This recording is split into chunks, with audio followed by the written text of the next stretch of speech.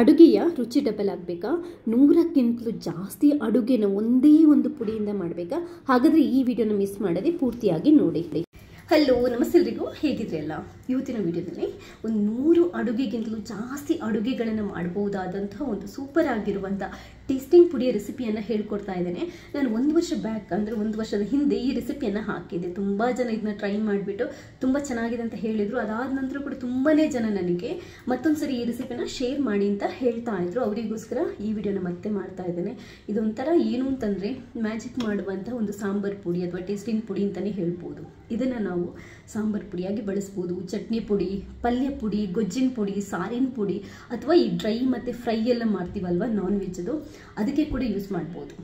1 ಚಮಚದಷ್ಟು ಹಾಕಿದರೆ ಸಾಕು, ಎಂಥ ಅಡುಗೆ ಇದ್ರೂ ಕೂಡ ಇದೆಯಲ್ವ, ರುಚಿ ಡಬಲ್ ಆಗುತ್ತೆ. ನಾವು ಯಾವುದಾದ್ರೂ ಸಾರು, ಸಾಂಬಾರು, ಪಲ್ಯಕ್ಕೆ 1 ಚಮಚದಷ್ಟು ಅಥವಾ 2 ಚಮಚದಷ್ಟು ಸಾಂಬಾರು ಪುಡಿಯನ್ನು ಹಾಕೋಂಗಿದ್ರೆ 1 ಚಮಚದಷ್ಟು ಸಾಂಬಾರು ಪುಡಿ, 1 ಚಮಚದಷ್ಟು ಈ ಪುಡಿಯನ್ನು ಹಾಕಿದರೆ ಸಾಕು, ರುಚಿ ಡಬಲ್ ಆಗುತ್ತೆ. ಥಿಕ್ನೆಸ್ ಇದೆಯಲ್ವ, ಕರಿ, ಗ್ರೇವಿ, ಪಲ್ಯದು ಥಿಕ್ನೆಸ್ ಜಾಸ್ತಿ ಆಗುತ್ತೆ, ತುಂಬ ಒಳ್ಳೆಯ ಫ್ಲೇವರ್ ಕೊಡುತ್ತೆ. ನಿಮ್ಗೊಂದ್ಸರಿ ಇದರಲ್ಲಿ ಅಡುಗೆ ಮಾಡಿದ್ರೆ ಮತ್ತೆ ಮತ್ತೆ ಮಾಡಬೇಕು ಅಂತ ಅನ್ಸುತ್ತೆ, ಅಷ್ಟು ಚೆನ್ನಾಗಿರುತ್ತೆ. ಒಂದ್ಸರಿ ಮಾಡಿಟ್ಕೊಂಡ್ರೆ ತುಂಬ ಟೈಮ್ ಏನೂ ಹಾಳಾಗಲ್ಲ. ಒಂದು 3 ರಿಂದ 6 ತಿಂಗಳ ತನಕ ಆರಾಮ್ಸೆ ಯೂಸ್ ಮಾಡ್ಬೋದು. ವಿಡಿಯೋನ ಪೂರ್ತಿಯಾಗಿ ನೋಡಿ. ಈ ಪುಡಿಯನ್ನು ಮಾಡಿ ಇಟ್ಕೊಂಡು ಅಡುಗೆಗಳನ್ನು ಮಾಡಿ ಅದರ ಬಗ್ಗೆ ನನಗೆ ನಿಮ್ಮ ಫೀಡ್ಬ್ಯಾಕ್ನ ಕೂಡ ಕೊಡಲಿಕ್ಕೆ ಮರೆಯಬೇಡಿ. ನನ್ನ ಚಾನೆಲ್ನಲ್ಲಿ ದಿನನಿತ್ಯದ ಜೀವನಕ್ಕೆ ಬೇಕಾಗುವಂಥ ತುಂಬ ವಿಡಿಯೋಗಳಿದೆ. ಎಲ್ಲದನ್ನು ನೋಡಿ ಚಾನೆಲ್ಗೆ ಸಬ್ಸ್ಕ್ರೈಬ್ ಆಗಿ. ಅದರಿಂದ ಏನಾಗುತ್ತೆ ಅಂತಂದರೆ ನಾನು ನೆಕ್ಸ್ಟ್ ಹಾಕುವ ವಿಡಿಯೋಗಳ ನೋಟಿಫಿಕೇಶನ್ ಕೂಡ ನಿಮಗೆ ಸಿಗುತ್ತೆ. ನೀವು ನನ್ನೆಲ್ಲ ವಿಡಿಯೋಗಳನ್ನು ಮಿಸ್ ಮಾಡದೆ ಪೂರ್ತಿಯಾಗಿ ನೋಡ್ಬೋದು.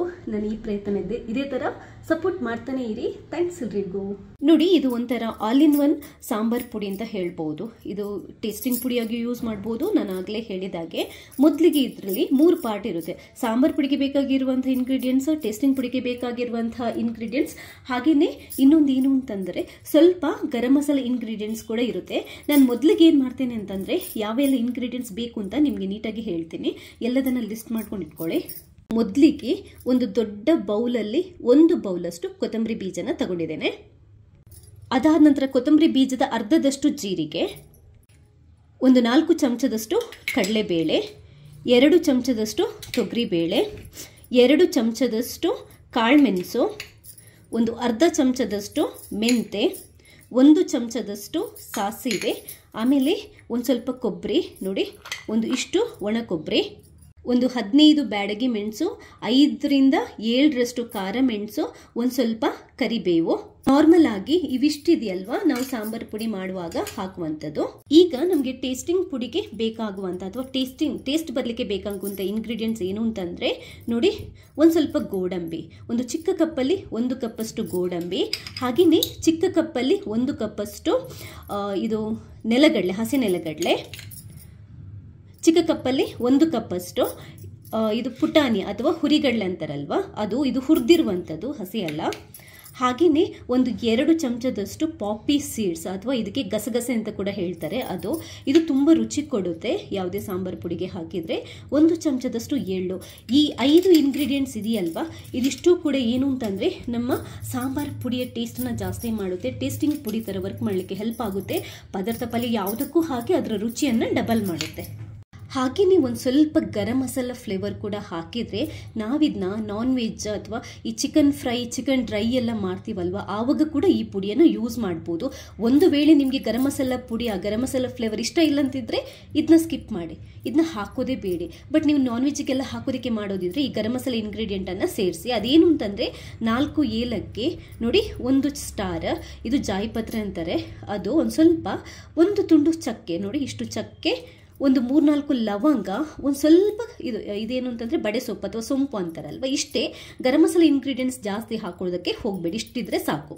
ಇಷ್ಟಾದ ನಂತರ ಕೊನೆಯದಾಗಿ ನಮಗೆ ಒಂದು ಸ್ವಲ್ಪ ನೋಡಿ ಹುಣಸೆ ಹಣ್ಣು ಬೇಕಾಗುತ್ತೆ. ಇದು ಟೇಸ್ಟಿಂಗ್ ಪುಡಿ ಥರ ಇರೋದ್ರಿಂದ ಇದಕ್ಕೆ ಹುಣಸೆ ಹಣ್ಣು ಸ್ವಲ್ಪ ಹಾಕಬೇಕಾಗುತ್ತೆ. ಹಾಗೆಯೇ ಅರಿಶಿನ ಪುಡಿ, ಉಪ್ಪು, ಇಂಗು ಇಷ್ಟು ಬೇಕಾಗುತ್ತೆ. ಈಗ ಇಷ್ಟು ಇಂಗ್ರೀಡಿಯೆಂಟನ್ನು ನಾವು ಹುರಿದ್ಕೋಬೇಕು.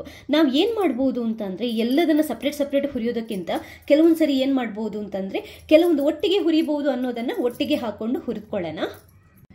ನೋಡಿ, ಗಸಗಸೆ ಮತ್ತು ಈ ಹುರಿಗಡ್ಲೆ ಅಥವಾ ಪುಟಾಣಿ ಇದೆಯಲ್ವ, ಇದನ್ನ ಹುರಿದ್ಕೊಳ್ಳೋದು ಬೇಡ. ಸ್ಟವ್ ಮೇಲೆ ಒಂದು ಬಾಣಲೆ ಇಟ್ಕೊಂಡಿದ್ದೇನೆ. ಮೊದಲಿಗೆ ನಾವು ಏನು ಮಾಡೋಣ ಅಂತಂದರೆ, ಈ ನೆಲಗಡಲೆ ಇದೆಯಲ್ವಾ, ಇದನ್ನ ಹುರಿದ್ಕೊಂಡು ಬಿಡೋಣ. ಯಾಕಂತಂದರೆ ನೆಲಗಡಲೆ ಹುರಿಯೋದಕ್ಕೆ ನಮಗೊಂದು ಸ್ವಲ್ಪ ಜಾಸ್ತಿ ಟೈಮ್ ಬೇಕಾಗುತ್ತೆ. ಆಯಿಲ್ ಏನು ಹಾಕೊಳ್ಳೋದು ಬೇಡ, ಡೈರೆಕ್ಟಾಗಿ ನಾವು ಹಾಗೇನೆ ಡ್ರೈ ಆಗಿ ಅಂದರೆ ಇದೇ ಥರ ಹುರಿದ್ಕೋಬೋದು. ಕಮ್ಮಿ ಉರಿ ಇಟ್ಕೊಂಡು ಫಸ್ಟ್ ನೆಲಗಡಲೆನ ಒಂದು ಸ್ವಲ್ಪ ಹುರಿದ್ಕೊಳ್ಳೋಣ. ಇದೊಂದು 50% ಹುರಿದಾದ ನಂತರ ನಾನು ಬೇರೆ ಇಂಗ್ರೀಡಿಯೆಂಟ್ಸನ್ನು ಹಾಕ್ತೀನಿ, ಅದು ಯಾವುದು ಅಂತ ಹೇಳ್ತೇನೆ. ನೋಡಿ, ನೆಲಗಡಲೆ ಒಂದು 50% ಹುರಿದಾದ ನಂತರ ಗೋಡಂಬಿ ಇದೆಯಲ್ವಾ, ಅದನ್ನ ಹಾಕೊತಾ ಇದ್ದೇನೆ. ಹಾಗೇನೆ ಕಡಲೆಬೇಳೆ ಕೂಡ ಹಾಕೊತಾ ಇದ್ದೇನೆ. ಹಾಗೇನೆ ತೊಗರಿಬೇಳೆ ಕೂಡ ಹಾಕೊತಾ ಇದ್ದೇನೆ. ಈಗ ಎಲ್ಲದನ್ನ ಸೇರಿಸ್ಕೊಂಡು ಹುರಿದ್ಕೊಳ್ಳೋಣ. ಗೋಡಂಬಿ ನೀಟಾಗಿ ಹುರಿಯುವಾಗ ಬೇರೆ ಇಂಗ್ರೀಡಿಯೆಂಟ್ಸ್ ಕೂಡ ಚೆನ್ನಾಗಿ ಹುರಿದಿರುತ್ತೆ. ಉರಿ ಕಮ್ಮಿ ಇಟ್ಕೊಂಡೇ ಮಾಡಿ, ಯಾಕಂತಂದರೆ ಕರಟಿದ್ರೆ ಆ ಫ್ಲೇವರ್ ಹೊರಟೋಗುತ್ತೆ. ಕೆಲವೊಂದ್ಸರಿ ಏನಾಗುತ್ತೆ ಅಂತಂದರೆ ಈ ಗೋಡಂಬಿ ಹುರಿಲಿಕ್ಕೆ ತುಂಬ ಟೈಮ್ ಬೇಕಾಗುತ್ತೆ, ಆವಾಗ ಸಪ್ರೇಟಾಗಿ ಹುರಿದ್ಕೊಳ್ಳಿ. ಬಟ್ ಇದೇನು ಅಂತಂದರೆ ಆ್ಯಕ್ಚುಲ್ ಆಗಿ ಫ್ರೈ ಆಗಿರುವಂಥ ಡ್ರೈ ಗೋಡಂಬಿಯನ್ನೇ ನಾನು ಹಾಕ್ತಾ ಇದ್ದೇನೆ. ಆದ್ದರಿಂದ ಇದರೊಟ್ಟಿಗೆ ಹಾಗೆ ಹುರಿಬೋದು, ಏನು ತೊಂದರೆ ಇಲ್ಲ. ನೋಡಿ, ಚೆನ್ನಾಗಿ ಕ್ರಿಸ್ಪಿ ಆಗೋ ಥರ ಆ ಒಳ್ಳೆ ಆರೋಮ ಬರುತ್ತೆ. ಅಲ್ಲಿ ತನಕ ಇದನ್ನ ಹುರಿಬೇಕು. ನಿಮ್ಗೆ ಗೊತ್ತಾಗುತ್ತೆ ನೆಲಗಡಲೆ ಮತ್ತು ಗೋಡಂಬಿದು ಕಲರ್ ಎಲ್ಲ ಚೇಂಜ್ ಆಗುತ್ತೆ. ಇಷ್ಟು ಸಾಕು. ಒಂದು ತಟ್ಟೆಗೆ ತೆಗೆದು ಹಾಕ್ತಾ ಇದ್ದೇನೆ ಇದನ್ನೆಲ್ಲ.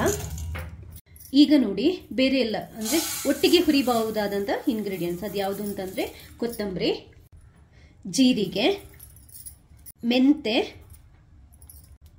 ಕಾಳುಮೆಣಸು, ಎಳ್ಳು ಕೂಡ ಇವಾಗ ಹಾಕೋಬಹುದು, ಇಲ್ಲ ಅಂದರೆ ಇದು ಹುರಿದಾದಾಗ ಕೊನೆಗೆ ಹಾಕೋಬಹುದು, ಏನು ತೊಂದರೆ ಇಲ್ಲ. ಸಾಸಿವೆ, ಇದಿಷ್ಟನ್ನು ಕೂಡ ಒಟ್ಟಿಗೆ ಹಾಕೊತಾ ಇದ್ದೇನೆ. ಇದನ್ನು ಕೂಡ ಕಮ್ಮಿ ಉರಿ ಇಟ್ಕೊಂಡು ನೀಟಾಗಿ ಹುರಿದ್ಕೊಳ್ಳೋಣ. ಒಂದ್ಸರಿ ನೀವೇನು ಅಂತಂದರೆ ಸಾಂಬಾರು ಪುಡಿ ಎಲ್ಲ ಮಾಡುವಾಗ ತಂದಿರೋ ಇಂಗ್ರೀಡಿಯೆಂಟ್ಸ್ಗಳನ್ನು ನೀಟಾಗಿ ಚೆಕ್ ಮಾಡ್ಕೊಳ್ಳಿ, ಕಸ ಎಲ್ಲ ಇದೆಯಂತ. ಒಂದು ಸ್ವಲ್ಪ ಬಿಸಿಲಲ್ಲಿ ಹಾಕಿದರೆ ಇನ್ನೂ ಒಳ್ಳೆಯದು, ಜಾಸ್ತಿ ಹುರಿಯೋದಕ್ಕಿರಲ್ಲ. ತುಂಬ ಟೈಮ್ ಸಾಂಬಾರು ಪುಡಿ ಅಥವಾ ಟೇಸ್ಟಿಂಗ್ ಪುಡಿ ಇದೆಯಲ್ವಾ, ಹಾಳಾಗಲ್ಲ. ಇಂಗ್ರೀಡಿಯೆಂಟ್ ಲಿಸ್ಟ್ ನಾನು ಹಾಕಿರ್ತೇನೆ ಡಿಸ್ಕ್ರಿಪ್ಷನ್ ಬಾಕ್ಸಲ್ಲಿ, ಚೆಕ್ ಮಾಡ್ಕೊಳ್ಳಿ. ನಿಮಗೆ ಜೀರಿಗೆ, ಕೊತ್ತಂಬರಿ ಸ್ವಲ್ಪ ಪರಪರ ಅಂತ ಅಂದರೆ ಕ್ರಿಸ್ಪಿಯಾಗಿ ಪರಪರ ಅಂತ ಹೇಳೋ ತನಕ ಹುರಿದ್ರೆ ಸಾಕು. ಇಷ್ಟು ಸಾಕು. ಕಲರ್ ಚೇಂಜ್ ಆದಾಗ ಗೊತ್ತಾಗುತ್ತೆ, ಜಾಸ್ತಿ ಬೇಡ, ಒಳ್ಳೆ ಆರೋಮ ಬರುತ್ತೆ. ಅದೇ ಪಾತ್ರೆಗೆ ಈ ಇಂಗ್ರೀಡಿಯೆಂಟ್ಸ್ಗಳನ್ನು ಕೂಡ ಹಾಕ್ಕೊಳ್ಳಿ ತಟ್ಟೆ. ಈಗ ಮೆಣಸುಗಳನ್ನು ಹುರ್ಕೊಳ್ಳೋಣ. ಬ್ಯಾಡಗಿ ಮೆಣಸು, ಸ್ವಲ್ಪ ಖಾರ ಮೆಣಸು, ಇದ್ರ ಜೊತೆಗೆ ನಾವು ಕರಿಬೇವನ್ನು ಕೂಡ ಸೇರಿಸಿ ಹುರ್ಕೋಬಹುದು. ಹಾಗೆಯೇ ಗರಂ ಮಸಾಲೆ ಇಂಗ್ರೀಡಿಯೆಂಟ್ಸ್ ಇದೆಯಲ್ವಾ, ಅದನ್ನು ಹಾಕೊಂಡ್ಬಿಡಿ. ಇವಾಗಲೇ ಕಮ್ಮಿ ಉರಿ ಇಟ್ಕೊಂಡೆ ಇದನ್ನ ಹುರಿದ್ಕೊಳ್ಳೋಣ. ಮೆಣಸು ಸ್ವಲ್ಪ ಡ್ರೈ ಇದೆ, ಅದರಿಂದ ಜಾಸ್ತಿ ಹುರಿಯುವ ಅವಶ್ಯಕತೆ ಇಲ್ಲ. ನೀವು ಕರಿಬೇವು ಕೂಡ ಅಷ್ಟೇ ತೊಳೆದ್ಬಿಟ್ಟು ಡ್ರೈ ಮಾಡ್ಕೊಂಡು ಹಾಕೊಳ್ಳಿ, ಆವಾಗ ಚೆನ್ನಾಗಿ ಹುರಿಯುತ್ತೆ. ಮೆಣಸು ಒಂದು 75% ಹುರಿದಾದ ನಂತರ ಕೊನೆಗೆ ಕೊಬ್ಬರಿ ಹಾಕ್ಕೊಳ್ಳಿ. ಕೊಬ್ಬರಿಯನ್ನು ಜಾಸ್ತಿ ಹುರಿದ್ಕೊಳ್ಳೋ ಅವಶ್ಯಕತೆ ಇಲ್ಲ. ಕೊಬ್ಬರಿಯನ್ನು ಜಾಸ್ತಿ ಹುರಿದ್ರೆ ಏನಾಗುತ್ತೆ ಅಂತಂದರೆ ಎಣ್ಣೆ ಬಿಟ್ಕೊಳ್ಳುತ್ತೆ. ಕೊನೆಯದಾಗಿ ಹಾಕ್ಕೊಂಡು ಸ್ವಲ್ಪ ಹುರಿದ್ಕೊಂಡ್ಬಿಡೋಣ. ನೋಡಿ, ಪರಪರ ಅಂತ ಹೇಳ್ತಾ ಇದೆ, ಚೆನ್ನಾಗಿ ಕ್ರಿಸ್ಪಿ ಆಗಿದೆ. ಇಷ್ಟು ಸಾಕು. ಸ್ಟವ್ ಬಂದ್ ಮಾಡಿ ತೆಗೆದ್ಬಿಡ್ತೇನೆ. ಇದಕ್ಕೆ ಹಾಕೊಳ್ಳಿ. ಸ್ವಲ್ಪ ತಣ್ಣಗಾಗಲಿಕ್ಕೆ ಬೇಡಿ.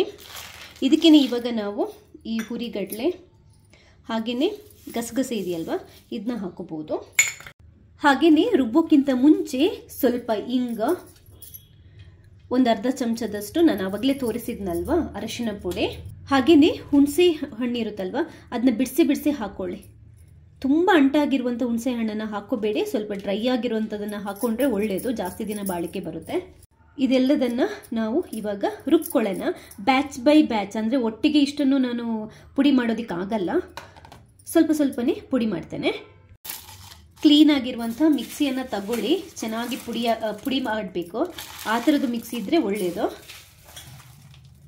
ಇದು ನಿಮ್ಗೆ ಎಷ್ಟು ಆಗುತ್ತೆ ಅಷ್ಟನ್ನು ಹಾಕ್ಕೊಂಡು ಗ್ರೈಂಡ್ ಮಾಡ್ಕೊಳ್ಳಿ. ನಾನು ಇಷ್ಟನ್ನು ಇವಾಗ ರುಬ್ಕೊತಿದ್ದೇನೆ, ಆಮೇಲೆ ಇನ್ನೊಂದು ಬ್ಯಾಚಲ್ಲಿ ಮತ್ತೆ ಉಳಿದದನ್ನು ರುಬ್ಕೊತೇನೆ. ನೋಡಿ, ಇದು ಸ್ವಲ್ಪ ತರಿಯೇ ಇರಬೇಕು. ತುಂಬ ಇದನ್ನ ನಮಗೆ ಗ್ರೈಂಡ್ ಮಾಡೋದಕ್ಕಾಗಲ್ಲ, ಯಾಕಂತಂದರೆ ಗೋಡಂಬಿ ಎಲ್ಲ ಹಾಕಿರೋದ್ರಿಂದ. ಇಷ್ಟಾದರೆ ಸಾಕು. ಒಂದು ಕ್ಲೀನಾಗಿರುವಂಥ ತಟ್ಟೆಗೆ ಹಾಕೊತಾ ಇದ್ದೇನೆ. ನೋಡಿ, ಒಂದು ಬ್ಯಾಚ್ ಇದು ನಾನು ಪುಡಿ ಮಾಡ್ಕೊಂಡು ಇಟ್ಕೊಂಡಿದ್ದೇನೆ. ನೋಡಿ, ಇನ್ನು ಉಳಿದಿರೋದನ್ನು ಕೂಡ ನಾನು ಪುಡಿ ಮಾಡ್ಕೊಂಡು ಹಾಕ್ಕೊಂಡಿದ್ದೇನೆ. ಕೊನೆಗೆ ಉಪ್ಪನ್ನು ಹಾಕ್ಕೊಂಡು ಅಡ್ಜಸ್ಟ್ ಮಾಡ್ಕೊಳ್ಳಿ. ಈ ಉಪ್ಪು ಈ ಟೇಸ್ಟಿಂಗ್ ಪುಡಿ ಕಾನ್ಸೆಪ್ಟ್ ಇರೋದ್ರಿಂದ ನಾನು ಹಾಕ್ತಾ ಇದ್ದೇನೆ, ಬರೀ ಸಾಂಬಾರು ಪುಡಿ ಆದರೆ ಹಾಕಲ್ಲ. ಇನ್ನೊಂದೇನು ಅಂತಂದರೆ ಉಪ್ಪು ಪ್ರಿಸರ್ವೇಟಿವ್ ಆಗಿ ಕೂಡ ಕೆಲಸ ಮಾಡುತ್ತೆ.